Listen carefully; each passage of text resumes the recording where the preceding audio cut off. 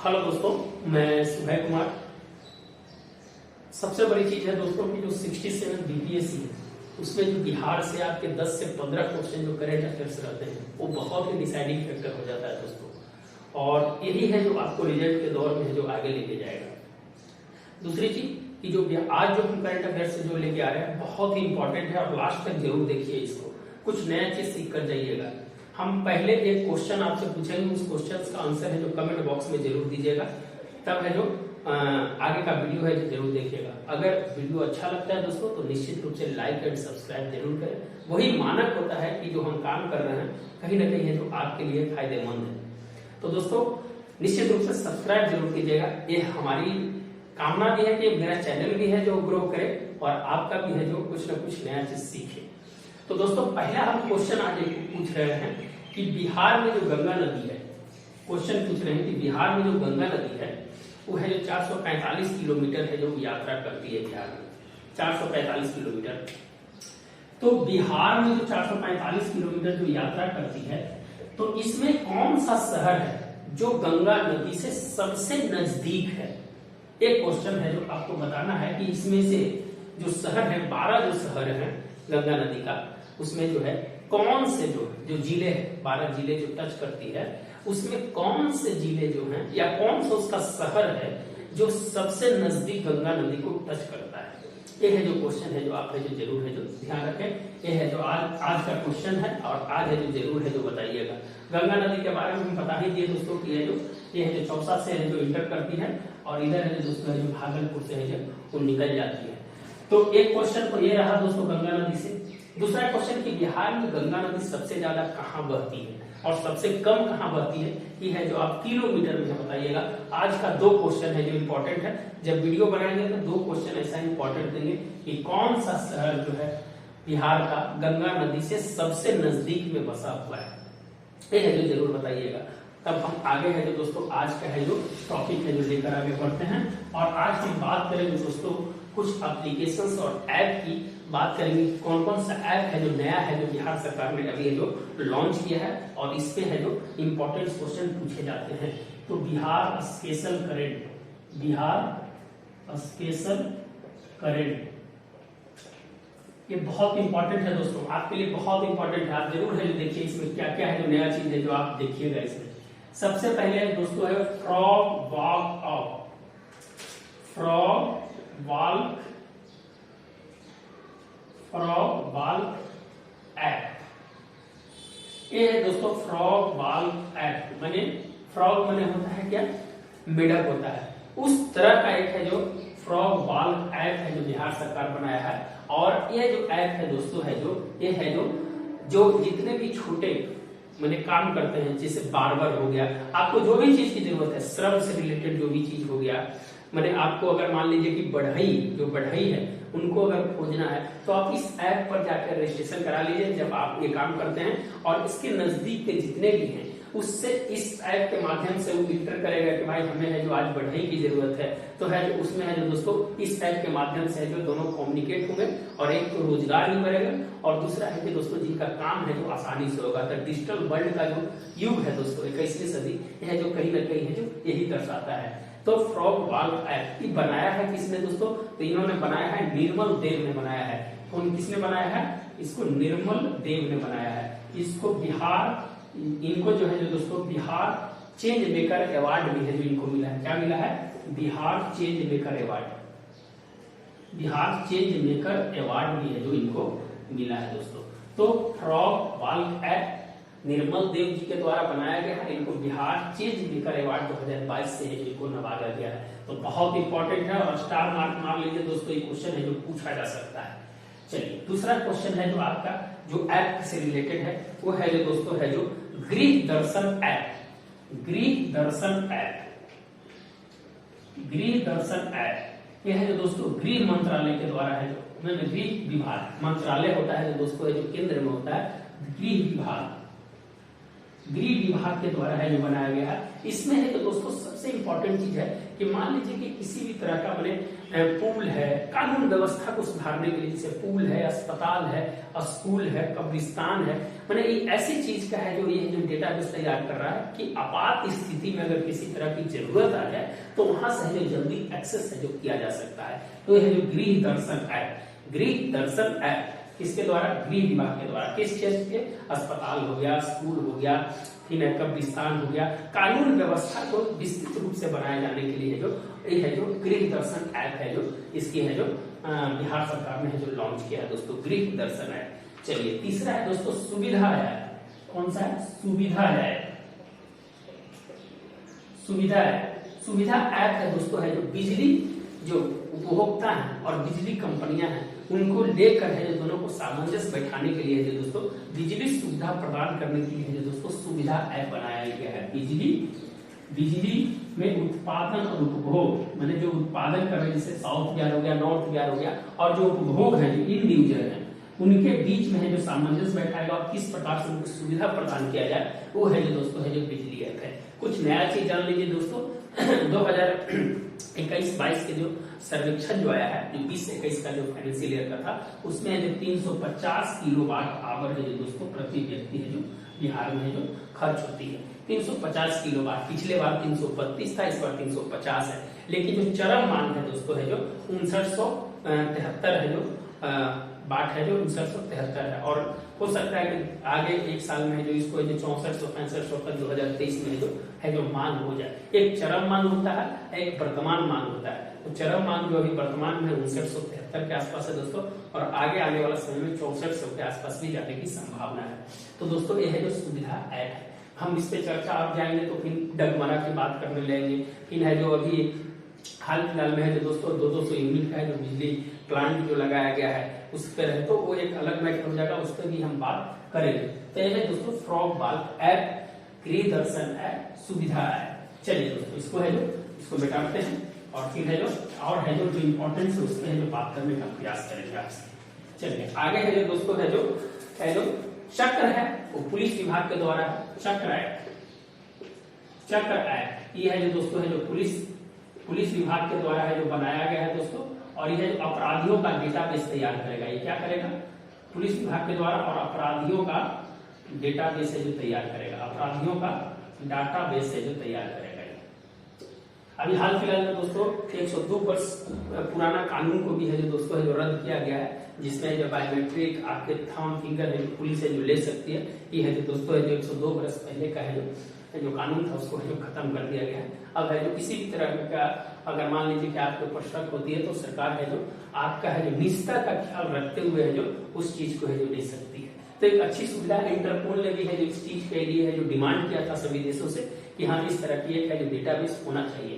तो भारत सरकार ने भी इसके लेकर है जो काम है जो आगे कर रही है। इंटरपोल के अध्यक्ष कौन है दोस्तों? तो यूएई के हैं, रईसी है, याद रखिएगा कौन है? ये रईसी है इंटरपोल का।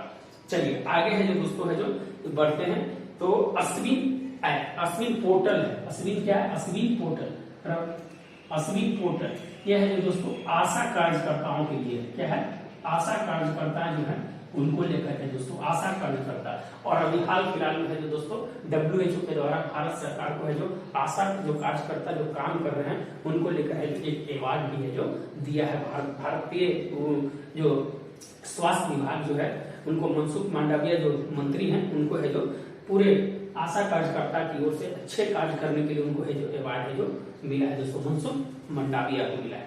चलिए आगे बढ़ते हैं दोस्तों अभियान प्रहार भी है दोस्तों, ये भी है जो पुलिस के द्वारा है जो अभियान क्या नाम है? अभियान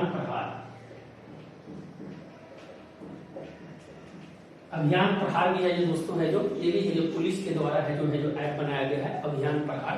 ये है जो जितने भी अपराधी हैं उनका भी है जो लिस्टिंग करने का है जो थाना से है जो कनेक्ट करने की है जो बात की गई है अभियान प्रहार में। उसमें जो पुलिस के साथ और जितने भी जो गृह मंत्रालय है जो गृह विभाग है उनको है जो इंटरकनेक्ट किया जाएगा और है जो अपराधियों की जो डेटाबेस है उस डेटाबेस के माध्यम से है जो जल्दी से है जो किसी भी अपराधी को पकड़ने में जो सरकार है जो सक्षम होगी। तो अभियान प्रहार है जो चलाया जा रहा है, इसमें है जो दोस्तों बहुत सारे हर चीज को कनेक्ट कर दिया गया है। तो डिजिटल युग है कहीं ना कहीं है, तो ये सब चीज है। तो चक्र हो गया, अस्मित पोर्टल हो गया, अभियान पहाड़ हो गया दोस्तों। आगे जब हम बढ़ते हैं तो और कुछ ऐप है, उस ऐप को है जो हम बात करेंगे। तो बीम्स एक Bihar embankment asset management system है जो चला है। ये सब तकनीक की बात है, इसीलिए तकनीक से रिलेटेड जितने भी चीज है उस पर है जो हम आपसे बात करेंगे। Beams beams beams Bihar embankment assets management system, ये जो बीम्स है जो लाया गया है दोस्तों, ये जो जितने भी जो पुल पुलिया बन रहे हैं उसका है जो पूरा है जो एसेट्स का है जो पता करेगी कि कितने है जो एसेट्स हैं और कितने है जो सरकार है जो उस पर खर्च कर रही है, उसका पूरी तरह से निगरानी है जो किसके माध्यम से किया जाएगा, बीम्स के माध्यम से किया जाएगा बिहार में। Bihar investment assets management system वो है जो दोस्तों पुल पुलिया का पूरा है जो उसका खर्च का ब्यौरा, कितना सरकार खर्च करती है, कितना क्या हो रहा है, तो पूरा बीम्स है जो इसके पोर्टल के माध्यम से जो चलाया जाएगा दोस्तों। दूसरा है ई संवर्धन, ई संबंधन, ई संबंधन, ई संबंधन, ई संबंधन है जो दोस्तों विश्वविद्यालयों को, जो भी विश्वविद्यालय रजिस्टर्ड है बिहार में उनको है जो एक जो 23 विश्वविद्यालय हैं बिहार में, तो 23 विश्वविद्यालय हैं और जो कोई नए हैं विश्वविद्यालय बनने वाले हैं उनका है जो पूरा या महाविद्यालय हो उनमें महाविद्यालय को भी ऐड किया गया है। तो उनको भी है जो इस पोर्टल पे अपना रजिस्ट्रेशन कराना होगा ताकि सरकार के पास जो पूरी डेटा है जो हो। अगर आप भारत में पूरा जानते हैं दोस्तों तो 15 लाख है जो प्राथमिक विद्यालय है, 15 लाख प्राथमिक विद्यालय, बिहार में 80,000 है दोस्तों। ये सब डेटा इसलिए है कि आपको मेंस में भी काम करेगा, ध्यान रखिएगा, ये सब डेटा है जो मेंस में भी काम करेगा। तो 15 लाख है दोस्तों जो बिहार पूरे भारत में है।